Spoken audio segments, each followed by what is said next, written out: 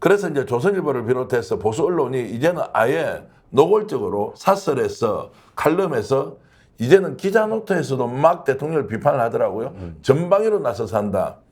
이전까지는 박사님, 우리가 이전까지는 그냥 회사에서 칼럼을 하면 조진다. 사설로 하면 조진다.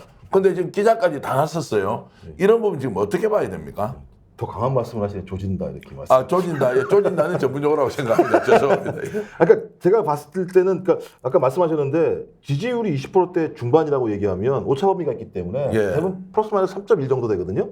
그러면 그냥 최하가 되면 10%대라는 얘기랑 마찬가지 상황이거든요. 예. 지금 이 여론조사는 선거 결과만 반영된 것 같아요. 그러니까 선거 이후에 진행된 내용들이 반영이 안 됐기 때문에 근데 첫 번째가 대통령이 계속 국정운영 방향을 옳다라고 지금 국민의힘 의원들한테 전화해서 확인한다는 거 아닙니까? 예, 예. 큰 문제 없다라고 얘기하는 건데 제가 지금 재미있었던 게 뭐였냐면 이 TK였어요. TK가 마지막으로 지켜주는 보루인데 이 TK 지역은 여전히 한동훈에 대한 지지가 높아요. 예. 그럼 예를 들면 이제 언밸런스가 발생하기 시작하는 거죠. 대구 TK 지역 같은 경우 소위 대통령이 국정운영 지지율을 지탱하고 있는데 그 지탱하고 있는 사람들이 지지하는 사람은 한동훈이라고 하는 새로운 정치인 그분들이 봤을 때 이런 상황이기 때문에 보수가 더 흔들릴 수 있는 건데 이 보수가 흔들리는 이 지층을 만들어내는 게 저는 보수 언론이거든요. 대부분 그분들 같은 경우 종편이나 보수 언론을 통해서 지금 현 상황들을 보고 있는데 일단 매일 저녁 9시 TV조선 9시 뉴스 앵커가 그냥 계속 연일 조지고 있는 네, 상황인데 예. 조져도 너무 심하게 조져요. 그래요? TV조선 앵커가 심하게 그러니까 바퀴벌레보다도 못하다는 표현을 써요. 그러니까 그 바퀴벌레라고 얘기하는 건 민중들이 그 바퀴벌레 밟아도 살아나는 것처럼 이런 의미의 바퀴벌레입니다만 국민의힘은 바퀴벌레만도 못하다라는 얘기를 갖다가 대놓고 한단 말이에요. 그럼 그 얘기를 듣는 순간 아 이거 진짜 위기구나라고 느꼈을 텐데 위기로 느끼면 동일하게 대통령도 국민의힘도 그 위기에 맞게 대응을 해야 되는 거잖아요. 지금 위기라고 생각을 하는 게 아니잖아요. 지금 하는 짓거리들을 보게 되면 좀 그래서 일단 TK 지역에서 저희 대통령의 국정 운영을 지지하는 사람들이 실제적으로 지지하고 있는 정치인이 한동훈이라고 하는 이 언밸런스에 대한 문제 하나하고 보수 언론과 종편이 끊임없이 지금 공격을 해야 되는 상황들을 봤을 때 저는 보수가 어떤 형태로든지 새로운 방식으로 변동하거나 균열을 생기게 할 수밖에 없다. 왜냐하면 균열이 없으면 전혀 예를 들면 앞으로 어떤 대안이 없다라는 거잖아요. 전 그래서 지금 상황은 매우 심각해서 제가 아까도 말씀드렸지만 다음 주 여론조사가 매우 좀 궁금해진다는 근데 말씀드립니다. 아까 좀 전에 한동훈 비대위원장 자꾸 얘기하고 TK에서 계속 그분을 찾는다고 얘기하셨잖아요. 네. 우리도 사실은 한동훈 비대위원장이 돌아올 가능성이 있다고 계속 얘기를 했잖아요.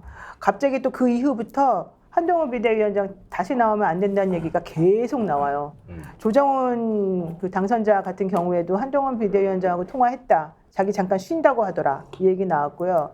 홍준표, 박지원 의원 네. 같은 경우도 어떻게 나오겠느냐 이렇게 망가졌는데 못 나온다 이런 얘기하고 홍준표 시장이야 당연히 또 계속 더 세게 그 한동훈 비대위원장을 계속 욕을 하고 있고 그러니까 대통령하고 사실 한동훈 비대위원장 사이가 요즘 안 좋고 한동훈 비대위원장에 대한 보수나 국민의힘 쪽에서의 어떤 지지층이 생기는 것을 싹을 잘라버리려고 지금 그 얘기를 좀 하는 것으로 네. 저는 보이거든요. 그렇다면 대통령은 여전히 지금 이 총선과 관련해가지고 혹은 국민들의 마음과 관련해가지고 본인이 어떻게 잘해야 됐다 이렇게 생각하는 게 아니라 내 정적이 될 사람을 제거하고 내가 마음에 안 드는 사람을 전류 치워버리고 이런 쪽에만 지금도 관심을 가지고 있는 것으로 좀 보인다는 거죠. 자, 싸움을 이제 잘 봐야 됩니다. 지금 야당과 경쟁하거나 이재명 당대표와 영수회담을 한다 만다 이런 의제가 정신이 무엇이냐 없어요, 이런 게 지금. 아니고요. 네. 실제로 보수 진영 내부에서 보통 큰 싸움이 아니에요. 보수 언론이 공격한다 이 문제가 아니라 지금 대통령실이 사실상 기능이 마비됐다. 대통령이 정상적인 판단을 못한다. 백가쟁명이라고 얘기하죠. 100가지의 주제를 가지고 계속 대통령한테 이렇게 해라 저렇게 해라 이렇게 해라 저렇게 해라 막 다 지금 덤벼가지고요. 홍준표 대구시장이 최근에 윤석열 대통령을 만났는데 이제 구체적으로 이름이 나옵니다. 장제원 비서실장 시켜라. 총리 누구 시켜라? 김한길 시켜라. 뭐 이런 이야기 나오고요. 오늘 또요. 대구발로 기사가 나왔습니다. 프레시안에 했었는데요. 아니 이철우 경북도지사 총리감이다. 총리 넣어라. 얼마나 좋으냐. 야당 반발하지 않는다. 이러면서 홍 시장이 이철우 지사와 좀 안 좋은 것 같아요. 내가 알고 있지만 다 이야기는 못하고 이건 뭐 메인 주제가 아니니까. 이러면서 총리 누굴 시켜라. 비서실장 누굴 시켜라. 이 말의 이면은 뭐냐. 대통령이 중심을 가지고 판단을 못한다는 거예요. 그러니까 보수가 막 공격을 하는 거예요. 자, 이런 상황은 결국 야당 때문이 아니라 보수 진영 내부에서 윤석열 대통령을 레임덕을 촉발시키는 엄청난 작업들이 있다 이렇게 보는데 김종대 형님 말씀 좀 해주시죠. 벌써 거기에 대한 대응으로 공직기관과 예. 이제 어떤 민정수석의 부활로 이렇게 표상이 되는 직제 개편 또 공직기강 뭐 이런 부분들의 흐름이 벌써 나타났습니다. 그러니까 벌써 그거 의식하고 이제 뚝을 뚝으로 예, 바꾸는 이런 재방공사가 시작됐다. 그런 면에서 보면은 아주 모르는 것 같지는 않고 다만 윤 대통령은 워낙 변화와 혁신 반성이 불가능한 멘탈이기 때문에 일단 여기서 여기저기서 나올 수 있는 거는 막고 보자는 식으로 이렇게 지금 다시 통제에 들어갔어요. 제가 오늘 들은 소식 하나. 오, 단독입니다. 단독. 어제 해병대 사령부에서 장군단 회의가 있었어. 예. 거기에 해병대 사령관이 깜짝 놀랄 얘기를 해. 김계환 사령관요? 네. 예. 나는 이번 인사에서 유임되는 걸로 됐다. 헉. 이게 무슨 말이에요? 유임. 그러니까 왜? 4월 인사에서. 모든 비밀을 다 알고 그러니까 있으니까. 모두 자리 잘 지켜라. 예. 그 즉시 무슨 일이 일어났느냐. 사령관이 이제 나갈 걸로 예상하고 해병대가 연평도, 백령도, 포항, 강화도 많이 있다고. 그 고별 순시 일정이 월간 일정표에 꽉 차 있었다고. 그게 다 취소됐어요. 네. 다 전부 다. 그런데 이게 무슨 의미냐 해서 이 해병대 내부에서도 지금 당황스러운 건데 이제 인사 적체가 갈수록 심해진단 말이에요.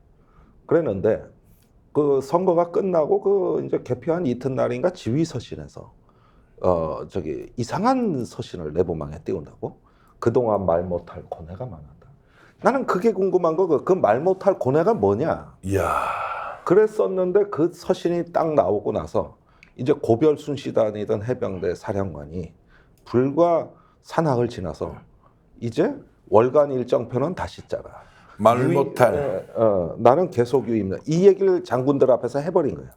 말 못할 권해가 있다. 다시 말하면 못 바꿔. 예. 아마 임성근 일사단장도 눌러 앉을 거예요.